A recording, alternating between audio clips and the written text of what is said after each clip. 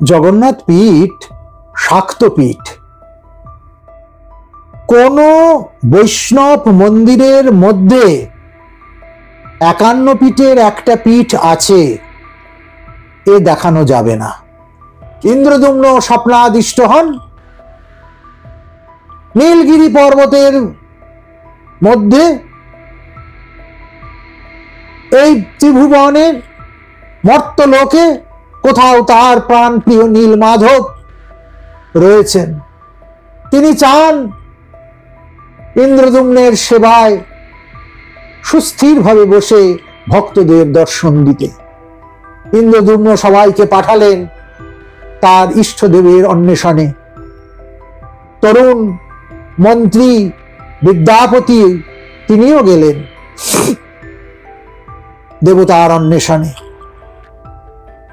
বহু জায়গা ঘুরে ঘুরে বিদ্যাপতি এসে আশ্রয় নিলেন এক শবর জাতির সর্দারের গৃহে।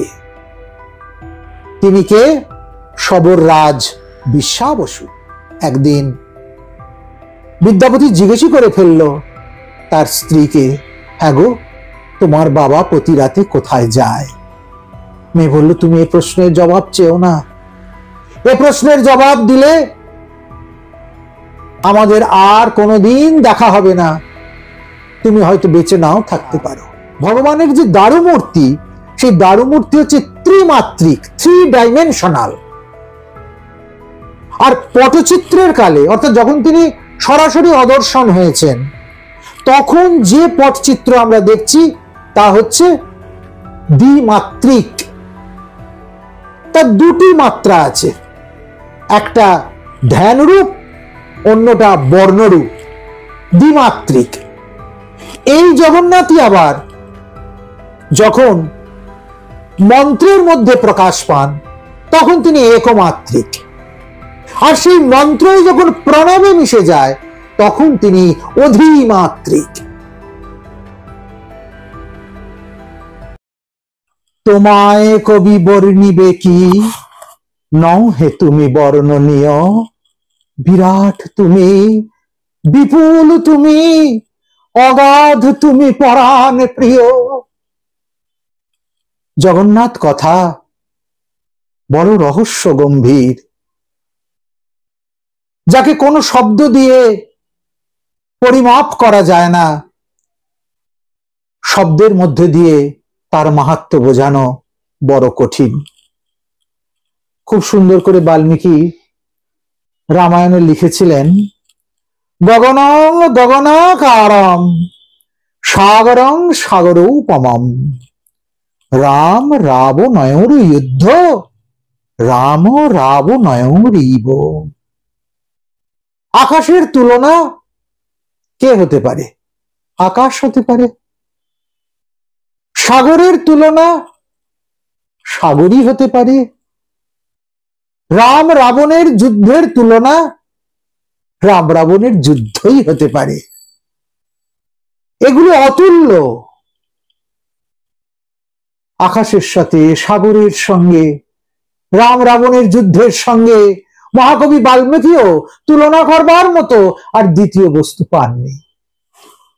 আমরাও প্রভুর সঙ্গে, প্রভুর লীলার সঙ্গে, তার মাহাত্ম্যের সঙ্গে তুলনা করবার মতো দ্বিতীয় শব্দ, দ্বিতীয় উপমা আমরা কিছু পাই না। নীল সাগরের তীরে নীলমাধব জগতের এক রহস্যময় দেবতা, যাকে দেখে সবাই তার নিজের জন বলে স্বীকার করে নিয়েছে।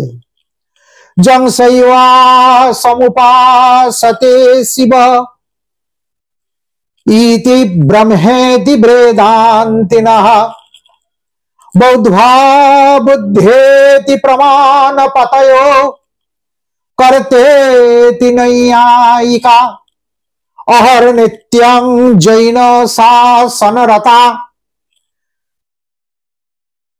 কর্মেতি মীমাংসকা সোয়াং বো বিদধাতু বাঞ্ছিত ফলম ত্রৈলোক্য নাথো হরি। যাকে শৈবরা বলেছেন শিব, যাকে বেদান্তীরা বলেছেন ব্রহ্ম, তাকে বৌদ্ধরা বলেছেন বুদ্ধ, তাকে নৈয়ায়িকরা বলেছেন তাদের অনিষ্ট কর্ম, তাকে জৈনরা বলেছেন মৃত্যুর অহর্মূর্তি, তাকে মীমাংসকরা বলেছেন কর্ম। তিনি আমাদের বাঞ্ছিত ফলদাত্রী ত্রৈলোক্য মোহন বিষ্ণু। তিনি কি এবং কি নন সেটা এক কথায় কেউ বলে বোঝাতে পারবে না। তিনি অনন্ত, তিনি অসীম, তিনি অগাধ, তিনি অপরূপ, তিনি অনন্তানন্তময়। এটি হচ্ছে জগন্নাথের প্রকৃত স্বরূপ। আবার তন্ত্র বলছেন যিনি বলভদ্র তিনি সাক্ষাৎ উগ্রতারা, উগ্রতারা সুলোপানি,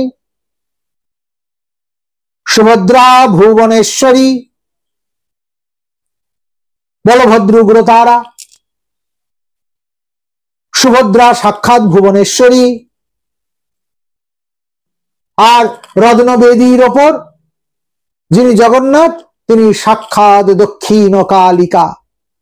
আর রত্নবেদীটি ত্রিপুর সুন্দরী।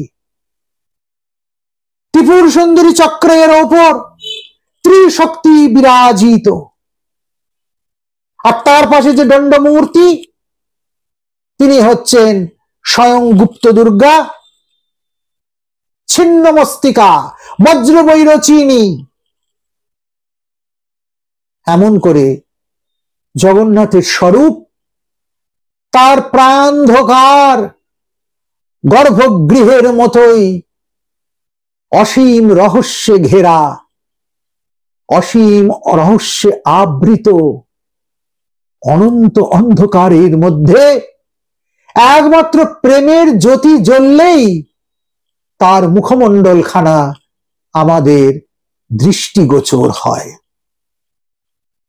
জগন্নাথ তত্ত্বের মধ্যে মিলেমিশে গেছে বহু বহু ইতিহাসের উত্থান পতন, চলমান জায়মান শিক্ষা সংস্কৃতি সভ্যতার চলত রূপ।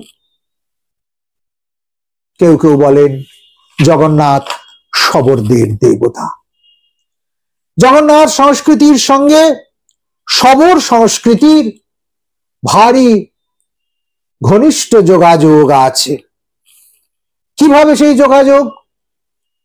না, প্রাচীন কালে শবরেরা যে দেবতার পূজা করত, পরবর্তীকালে সেই দেবতাই ব্রাহ্মণদের দ্বারা অপহৃত হয়ে চলে আসে এই উচ্চ বর্ণের রাজানুগ্রহে স্থাপিত বৃহৎ বিশাল মন্দিরে। উড়িষ্যায় বাস করতেন শবর জাতির মানুষেরা। এই শবরেরা তাদের নিজস্ব বনজ দেবতার পূজা করতেন।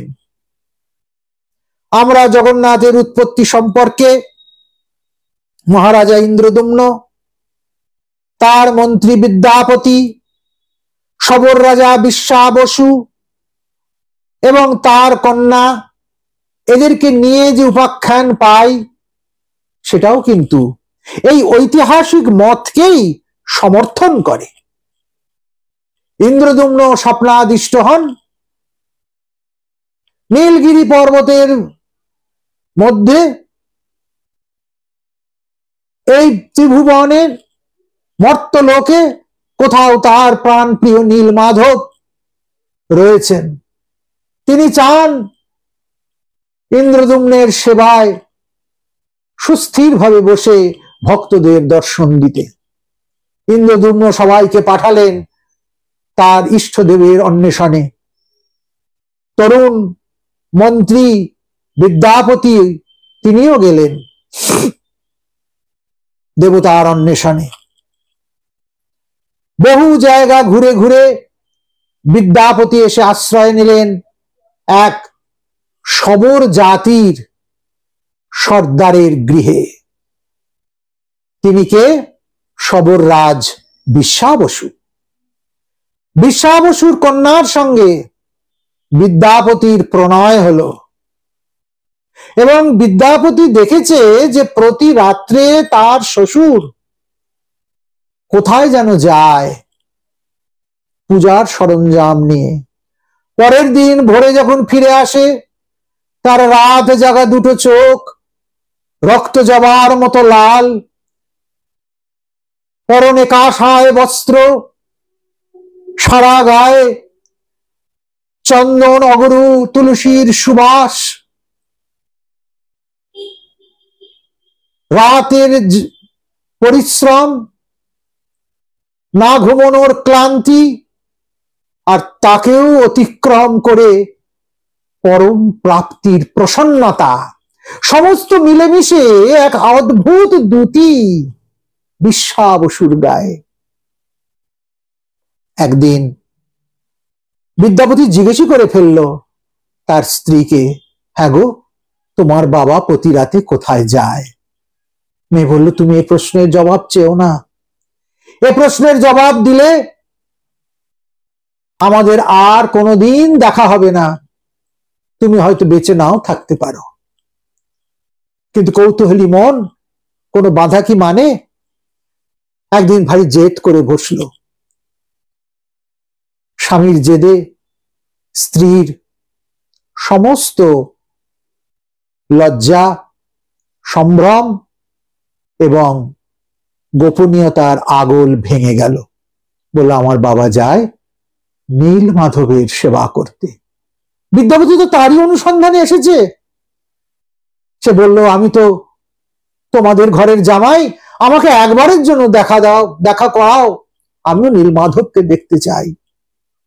বিশ্বা বসু হাজার আপত্তি সত্ত্বেও একমাত্র কন্যার আকুতি ফেলতে পারলেন না। চোখ বেঁধে জামাইকে নিয়ে গেলেন নীলকন্দরে। যাবার সময় স্ত্রী বেঁধে দিয়েছে একটি সর্ষের পুঁটলি, তাতে নখ দিয়ে ছিদ্র করে দিয়ে বিদ্যাপতি চলেছে। সেখানে গিয়ে দেখলেন নীলমাধবকে দর্শন করলেন, ফিরে আসলেন। ফিরে এসেই চলে গেলেন উড়িষ্যার রাজার কাছে, যার দূত হয়ে তিনি বেরিয়েছিলেন। মহারাজকে বললেন, মহারাজ, আমি নীলমাধবের হদিশ এনেছি। মহারাজ মন্ত্রী শান্ত্রী লোক লস্কর নিয়ে শবরপল্লী আক্রমণ এবং অবরোধ করে বসলেন। শেষ পর্যন্ত দৈববাণী হলো, বিশ্বা বসু, আমি দীর্ঘদিন তোমার সেবায় আছি, এবার আমি এই একান্ত নিভৃত বাস থেকে বেরিয়ে আসতে চাই। আমি জগতের সবাইকে দর্শন দিতে চাই, তুমি আর এমনি করে আমায় বেঁধে রেখো না। বিশ্বা বসু বলল, প্রভু, আমার সেবায় যদি তোমার সন্তোষ না হয়, তবে তোমার যা ইচ্ছা তাই হোক, তাই ফলবতী হোক। কিন্তু সেই প্রত্যক্ষ মূর্তি, যা দর্শন মাত্রই জীবের সাযুজ্য মুক্তি হয়, সেই মূর্তি আর দেখা গেল না। স্বপ্নাদেশ হলো, বাঙ্কি মোহনার তীরে দারু রূপে আমি ভেসে আসব, সেই দারু থেকে চতুর্ধা বিগ্রহ তৈরি হবে, সেই বিগ্রহ বসবে শ্রীমন্দিরে, তাতে আমার নিত্য অবস্থান হবে। স্বয়ং মহারানা রূপে এসে হাজির হলেন বিশ্বকর্মা, তিনি নির্মাণ করলেন মূর্তি। তাই এই ইতিহাসের সঙ্গে ব্রাহ্মণদের দ্বারা শবরদের দেবতা অপহৃত হবার কাহিনী অনেকাংশেই সমর্থিত হয়। আসলে শবরেরা যার পূজা করতেন তাকে বলা হতো কিটুং। এই কিটুং তারা ফুল পাতা, বনের নদীর জল, এসবই তার উপকার ছিল। একদিন কিটুং বায়না করে বসলো, আমাকে ভালো খেতে দিতে হবে, ভালো পড়তে দিতে হবে। বেচারা শবরেরা সেসব কোথায় পায়? আর আপন মনে কিটুং অভিমান ভরে এদিক ওদিক দৌড়দৌড়ি করতে করতে দুটো পাথর নিয়ে খেলা করছিল। পাথরে পাথরে ঘর্ষণ করে হঠাৎ সেখান থেকে বেরিয়ে এলো আগুন, আর সেই আগুনে কিটুনের হাত পা পুড়ে গেল। এই যে অগ্নিদগ্ধ বিকৃত মূর্তি, সেটা দেখে শবরেরা ভয় পেয়ে গেল। কিন্তু কিটু আবিষ্কার করেছে আগুন, আগুন তাদের রন্ধন প্রণালীকে আরো সুস্বাদু করে দিয়েছে, এখন আর কাঁচা ফলমূল খেতে হয় না। তারা কিটুনের মূর্তি বানিয়ে পূজা করতে শুরু করলো, কিন্তু সেই মূর্তি অগ্নিদগ্ধ, হাত নেই, পা নেই, বুড়ো পেট, তাই সই, তবু তো তাদেরই, মাদলার মতো দেখতে। তাই মাদলা জগন্নাথ সংস্কৃতির সবচেয়ে গুরুত্বপূর্ণ নিদর্শন। ইতিহাস আছে যে গ্রন্থ লেখা তাকে বলা হয় মাদলাপঞ্জি। এমনি করে শবরদের ঠাকুর একসময় ব্রাহ্মণদের দ্বারা আনিত হলো কোথায়? শ্রীমন্দিরে, উড়িষ্যার রাজার কাছে। তার নাম হলো জগাবই। বই শব্দ একটি আদিবাসী শব্দ। জগা অর্থে জগন্নাথ, আর বই মানে ঠাকুর, জগন্নাথ ঠাকুর। আদিতে এই দেবতার নাম জগন্নাথ ছিল না, আদিতে এই দেবতার নাম ছিল পুরুষোত্তম। শাস্ত্রাদিতে পাওয়া যায় এটাকে পুরুষোত্তম ক্ষেত্র বলে। পরবর্তীকালে তা হয়ে গেল জগন্নাথ পুরী। এমনি করে শবরদের উপাস্য, শবরদের আরাধ্য হয়ে গেল সমাজের উচ্চবর্ণ ব্রাহ্মণদের উপাস্য আরাধ্য। তাদের দেবতা বিষ্ণুর সঙ্গে অভেদ। জগন্নাথ কেবলমাত্র শবরদেরও দেবতা নন, তান্ত্রিকদেরও দেবতা নন। শৈব, শাক্ত, বৈষ্ণব, গানপত্য সকলের মিলিত মিশ্রিত এক আশ্চর্য সংস্কৃতি, এক অভূতপূর্ব বোধের বোধিময় রূপ হচ্ছেন সাক্ষাৎ জগন্নাথ, যিনি অরণরণীয়ান মহত মহিয়ান আত্মা গুহায়াম নিহিতস্যন্তঃ তমকৃতং পশ্যতিবীত শোকা ধাতু প্রসাদান মহিমানুমীশম। যিনি সমস্ত মহিমার ঊর্ধ্বে, যিনি অনুর থেকে অনু, বৃহতের থেকে বৃহৎ, তিনি কৃপা করে ভক্তের কল্যাণের জন্য দেখা দিচ্ছেন। তিনি গ্রহরূপী জনার্দন। তোমার চন্দ্রের দোষ হয়েছে, তোমার রবির দোষ হয়েছে, তুমি কোথায় চুনি কোথায় মুক্ত খুঁজে বেড়াচ্ছ, না না, অত দরকার নেই। তুমি প্রভুর দুই আঁখির দিকে তাকাও, ওই দুই আঁখি, একটি সূর্য একটি চন্দ্র, তোমার চন্দ্র দোষ দূর হয়ে যাবে, তোমার রবির দোষ দূর হয়ে যাবে। তোমার শনির দোষ হয়েছে, তুমি প্রভুর ওই কালোপানা মুখের বদনটাকে দেখো, অমন চাঁদ বদন দেখলে শনির দোষ কোথায় দূরীভূত হয়ে যাবে। তুমি রাহুগ্রস্ত, প্রভুর মুখ পল্লবখানি দর্শন করো, ওই বিবৃত মুখখানি দেখো, রাহুর দোষ তোমার দূর হয়ে যাবে। এমনি করে নবগ্রহ প্রভুর শ্রীমুখে অবস্থান করছেন। প্রভু আমাদের গ্রহরূপী জনার্দন। একদিকে গ্রহ দেবতা, অন্যদিকে মুখ্য দেবতা, অন্যদিকে বুদ্ধ, কখনো জৈন, কখনো শবর। কে নেই জগন্নাথের মধ্যে? তাই জগন্নাথ তত্ত্ব অনন্ত তত্ত্ব। নীলাদ্রৌ শঙ্খ মধ্যে শতদল কমলে রত্ন সিংহাসনস্ত্বম সর্বালঙ্কার যুক্তম নবঘন রুচিরম শোভিতম চাগ্রজেন ভদ্রায়া বাম ভাগে রথচরণयुतम ব্রহ্মরুদ্রেন্দ্র বন্দ্যম বেদানাং স্বারমীশম সজন পরিভ্রেতম দারু ব্রহ্মম স্মরামি। যদি স্বজন পরিবৃত হয়ে স্নেহময় প্রেমময় দারু ব্রহ্মকে দেখতে চাও, তবে এসো জগন্নাথ মূর্তির পাদদেশে। তিনি সারভূত ব্রহ্ম, তিনি রস ব্রহ্ম, তিনি প্রেম ব্রহ্ম, তিনি অনন্ত অনন্তানন্তময়। জগন্নাথ পীঠ শাক্ত পীঠ। কোন বৈষ্ণব মন্দিরের মধ্যে 51 পীঠের একটা পীঠ আছে এ দেখানো যাবে না। কেবলমাত্র জগন্নাথ মন্দির হচ্ছে সেই মন্দির যেখানে আমরা মা বিমলাকে পাচ্ছি। উড্ডেসু বিমলা শক্তি জগন্নাথস্তু তত্র ভৈরবঃ। জগন্নাথ সেখানে ভৈরব, ভৈরব থাকলেই শক্তি আছে, শক্তি থাকলেই ভৈরব আছে। সেই শক্তি হচ্ছেন মা বিমলা, ওটি হচ্ছে নাভি ক্ষেত্র। সতীর নাভি যে পড়েছিল বিমলায়, এবং জগন্নাথ মন্দির তৈরির অনেক অনেক আগে ওখানে তৈরি হয়েছে বিমলা মন্দির। মা বিমলার সেবাই হচ্ছে ওখানকার আদি সেবা। তিনি সাক্ষাৎ চক্রেশ্বরী, তিনি ওই পীঠের অধীশ্বরী। আর যে রত্নবেদী, এই রত্নবেদীতে গুপ্তভাবে 3টি যন্ত্র স্থাপিত আছে। বলভদ্রের নিচে আছে উগ্রতারা যন্ত্র, সুভদ্রার নিচে আছে ভুবনেশ্বরী যন্ত্র, আর জগন্নাথের নিচে আছে দক্ষিণ কালিকা যন্ত্র।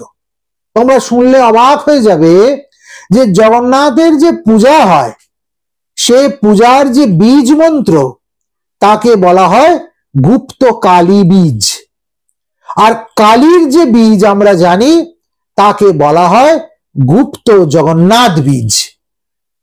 যদিও সূত্রে আছে র ল অভেদ, রয়ের জায়গায় ল, লয়ের জায়গায় র ব্যবহার করা যেতে পারে। জগন্নাথ মন্দিরের সেবায় এই একদিকে ব্যাকরণের প্রমাণ, অন্যদিকে শাস্ত্রের প্রমাণ, এবং জগন্নাথের যে পূজা পদ্ধতি সম্পূর্ণ তান্ত্রিক পদ্ধতিতে জগন্নাথের পূজা হয়। জগন্নাথের পূজার ন্যাস, জগন্নাথের পূজার ক্রম, জগন্নাথের পূজায় পাত্রাদির স্থাপন, নারিকেল ওদক, নারকেল জল দিয়ে, কর্পূর মিশ্রিত জল দিয়ে পাত্রাদির স্থাপন, দিনে 3 বার ষোড়শোপচার অর্চন, এই সমস্ত কিছু তন্ত্রের উপাসনা পদ্ধতিকে সমর্থন করে। এবং বেদির উপর ভগবান যখন অবস্থান করেন তখন তিনি দক্ষিণা কালী রূপে অবস্থান করেন। আসলে জগন্নাথ কোনো একক দেবতা নন। যখন তিনি স্নান বেদিতে তখন তিনি গণেশ।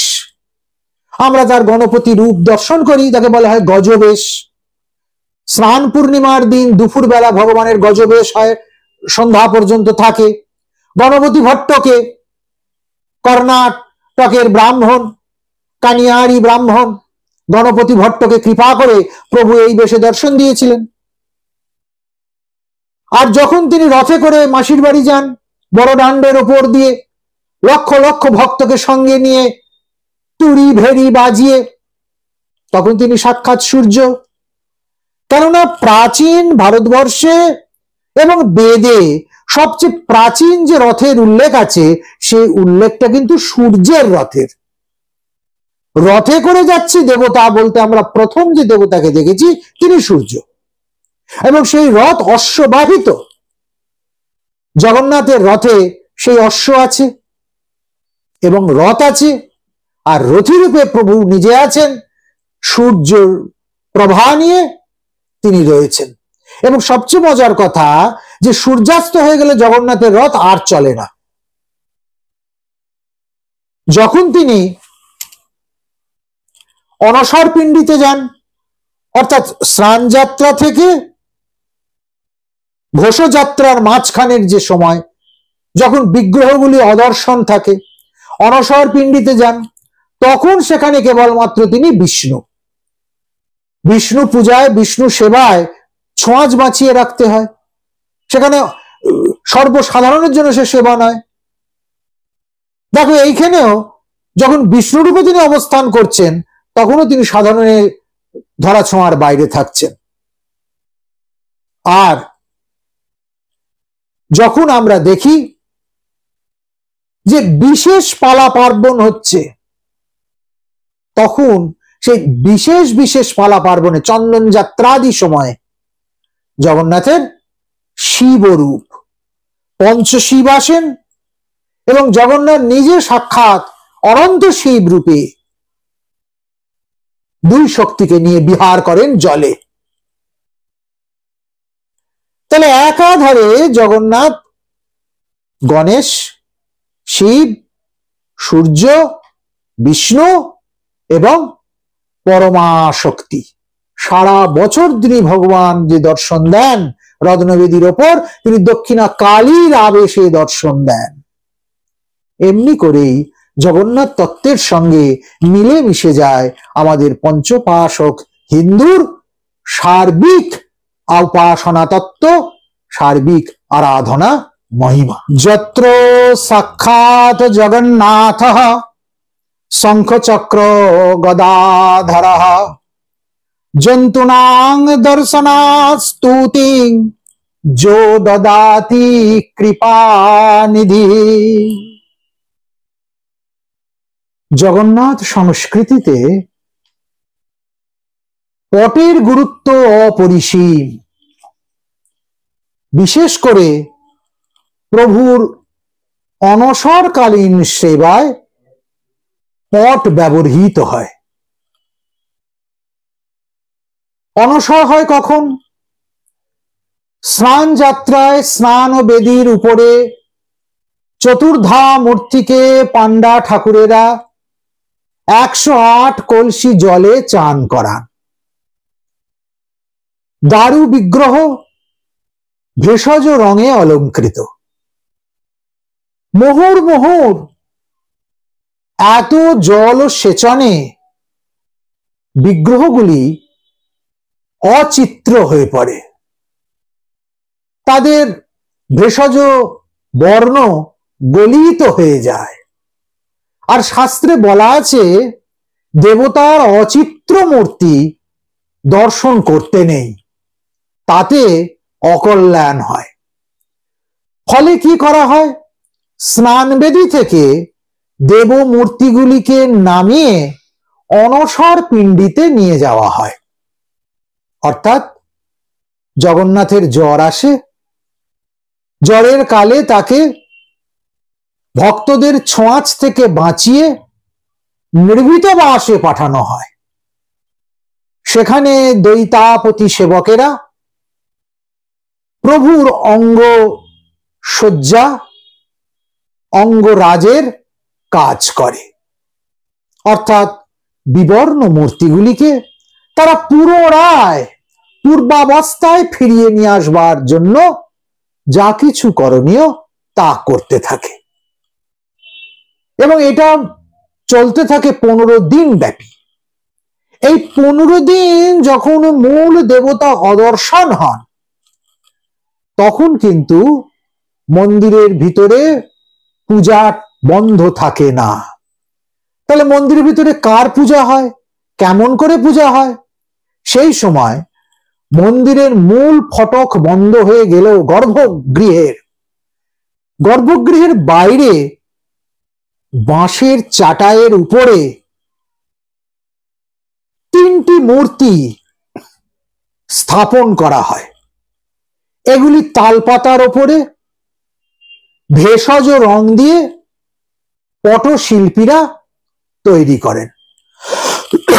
একে বলা হয় পটচিত্র। আমরা যারা জগন্নাথ মন্দিরে গেছি তারা দেখেছি জগন্নাথ মন্দির পাথরের ছবিতে যেমন অনিন্দ্য কান্তি, ঠিক তেমনি গর্ভগৃহ শিল্পীর মনের মাধুরী মেশানো বিচিত্র রঙের ব্যবহারে অপূর্ব। উড়িষ্যার কৃষ্টিতে, সংস্কৃতিতে চিত্রশিল্পের আলাদা গুরুত্ব আছে, বিশেষ করে পট শিল্প। এই যে 3টি ছবি বাঁশের চাচারির উপরে তালপাতার প্রলেপগুলোর দিয়ে তৈরি করে চিত্রিত করা হয়, এগুলোকে বলা হয় পট চিত্র। বলভদ্রের জায়গায় স্থাপন করা হয় অনন্ত বাসুদেবের পট, সুভদ্রার স্থানে স্থাপন করা হয় ভুবনেশ্বরীর পট এবং জগন্নাথের স্থলে স্থাপন করা হয় বাসুদেব পট। এই তিনটি পটে 15 দিন যাবৎ পূজা অর্চনা নির্বাহ হয়। এই পটগুলিকে বলা হয় অনসর পট। এই অনসর পট তৈরি হয় কোথায়? সাধারণত এই অনসর পটগুলি ছাড়াও তালপাতার উপর আঁকবার যে বিশেষ ট্র্যাডিশন, সেই ট্র্যাডিশনে গণেশের ছবি, কৃষ্ণলীলার ছবি, দশাবতারের ছবি, বিভিন্ন পৌরাণিক পশুপক্ষীর ছবি কিছু শিল্পীরা সারা বছরই আঁকতে থাকেন এবং এই সমস্ত আঁকার কাজে তারা ভেষজ রং ব্যবহার করেন এবং এর জন্য একটা আলাদা গ্রাম আছে, নাম তার রঘুরাজপুর। এই রঘুরাজপুরের পটশিল্প সারা পৃথিবীর মানুষের শ্রদ্ধা আকর্ষণ করেছে। আর শ্রীমন্দিরের অনসর সেবায় রঘুরাজপুরের পট আজও ব্যবহৃত হচ্ছে। সেখানকার নির্দিষ্ট শিল্পীরাই এই পট নির্মাণ করছেন। ভার্গবী নদীর তীরে পুরী থেকে 10-11 কিলোমিটার দূরে এই রঘুরাজপুর গ্রামটি অবস্থিত। রঘুরাজপুরে যাওয়ার আগে একটা গ্রাম পড়ে, নাম তার চন্দনপুর। আগে এই চন্দনপুরের জলাশয়ে প্রভু আসতেন চন্দন যাত্রা করতে, কিন্তু এই এতটা পথ, 3টি বিগ্রহ মূল আর 5টি গৌণ বিগ্রহ, শিব বিগ্রহ, পঞ্চপাণ্ডব, এই পুরো ব্যবস্থাপনা প্রতিদিন নিয়ে আসা পাণ্ডাদের পক্ষে ক্লেশকর হয়ে উঠেছিল। তখন তারা চন্দনপুর ছেড়ে চলে যায় মন্দিরের নিকটবর্তী নরেন্দ্র সরোবরে। আগে কিন্তু চন্দনপুরের চন্দন পুকুরেই প্রভু চন্দন যাত্রা করতেন, পরবর্তীকালে তা চলে আসে মন্দিরেরই অদূরবর্তী নরেন্দ্র সরোবরে। যাই হোক, তাই চন্দনপুর ছাড়িয়ে রঘুরাজপুর গ্রাম। এই রঘুরাজপুর গ্রামে আগে আরেকটি স্মৃতিবিজড়িত জায়গা আছে, চৈতন্যের দণ্ডভঙ্গের ঘাট।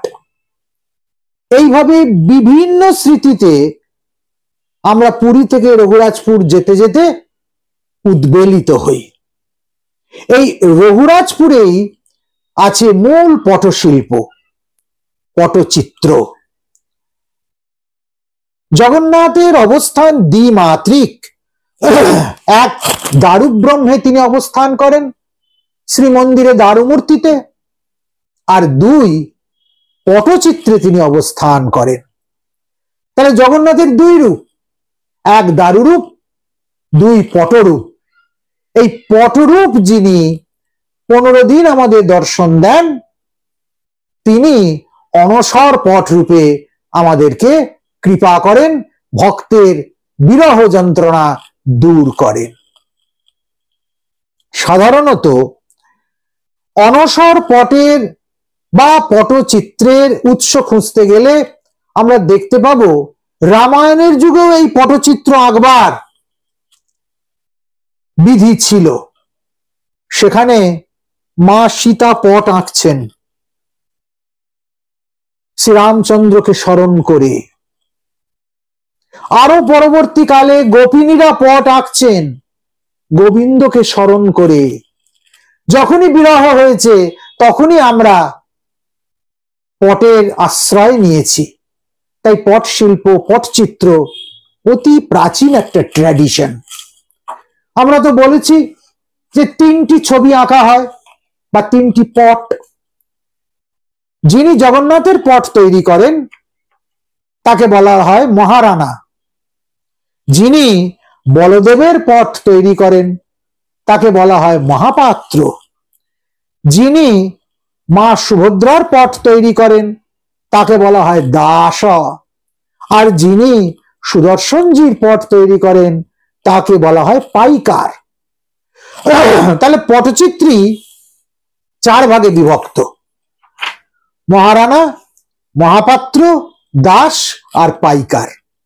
এরা যথাক্রমে জগন্নাথ, বলদেব, সুভদ্রা, সুদর্শন, এই চারজনের বিগ্রহ, অঙ্কিত বিগ্রহ প্রস্তুত করেন। এবার সভাপতি প্রশ্ন আসবে যে এই ছবিগুলো কি দিয়ে আঁকা হয়? তালপাতার উপর লোহার নড়ুন দিয়ে প্রথমে এদেরকে স্কেচ তৈরি করা হয়, তারপর ভেষজ রং দিয়ে সেগুলোকে চিত্রিত করা হয়।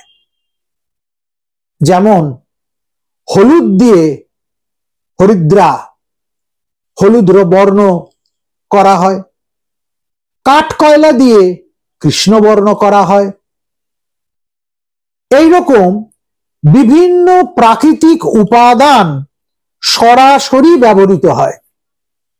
জগন্নাথের পটচিত্রে 5টি বর্ণ ব্যবহার করা হয়, তার অতিরিক্ত কোনো বর্ণ ব্যবহার করা শাস্ত্রসম্মত নয়।